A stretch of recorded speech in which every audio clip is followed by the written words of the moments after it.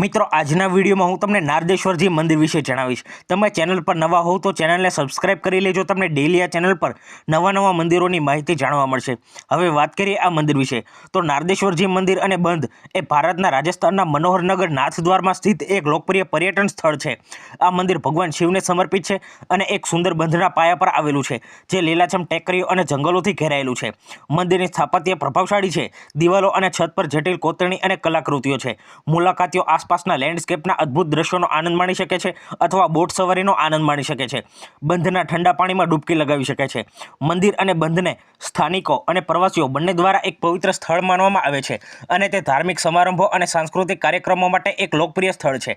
નજીકનું railway station Rajsamand railway station છે, જે ભારતના મુખ્ય શહેરો સાથે સારી રીતે જોડાયેલું છે। ત્યાંથી તમે મંદિર અને બંધ સુધી પહોંચવા માટે ટેક્સી ભાડે લઈ શકો છો અથવા સ્થાનિક બસ લઈ શકો છો।